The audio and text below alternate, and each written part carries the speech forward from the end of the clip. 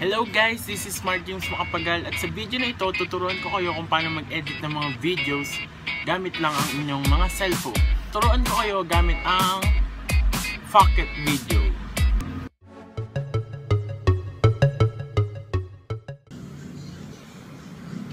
Una ko ituturo sa inyo ang paggamit ng Pocket Video. Ayan. I-open natin ang Pocket Video. Pag na-open nyo na yung Pocket Video, para kayo makapag-edit, kailangan nyo muna ng account. Pag nakagawa na kayo ng account, pwede na kayo mag-edit. Kiklik nyo lang yung plus button na to, and then yung plus ulit, at saka pwede na kayo mamili ngayon kung anong video ang gagawin nyo. For example, dito sa YouTube vlog, ayan.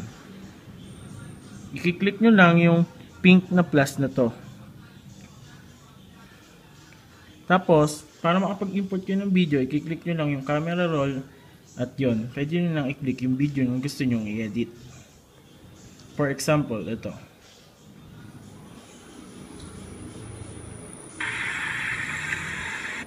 Ayan, na-import na siya. Ngayon, marami na kayong makikita dito mga options na pwedeng pang-edit.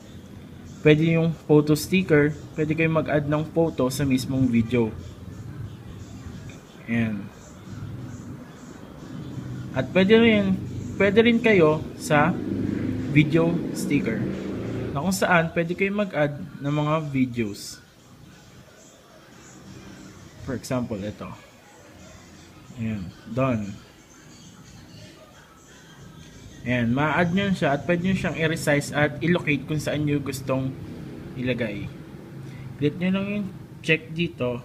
Ayan, kung saan siyang malalagay. Tapos, pwede rin sa sticker. Mag-add lang kayo and then pwede na kayo mamili. Ayan, maraming pamimilian na sticker dyan. Ayan, emojis, emoji symbols, emoji smiley, emoji objects, emoji places. Ayan. For example, ito. Ayan. And then, kiklik nyo lang ulit yung check. Tapos, kiklik nyo lang itong video para ulit makapag-edit.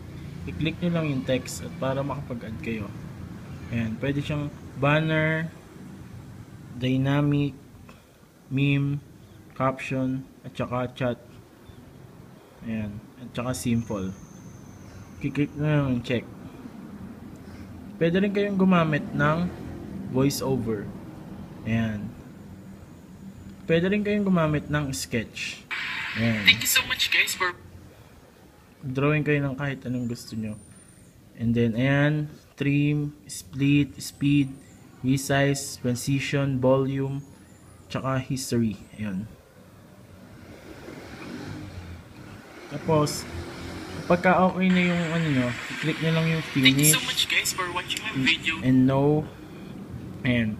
Magre-rendering na siya. Sorry, nawawala sa pause.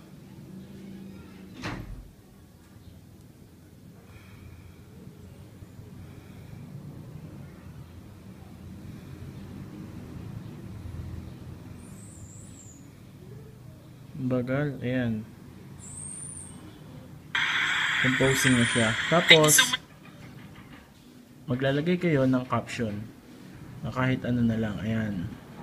And then, choose category, music, and then save private. At kiklik nyo lang yung save to camera roll. Ayan. Pag kinlik nyo yan, mapupunta siya ngayon dito sa ating camera roll. Ayan. Thank you so much guys for watching my videos, and don't forget to subscribe to my YouTube channel Mark James Makapagal.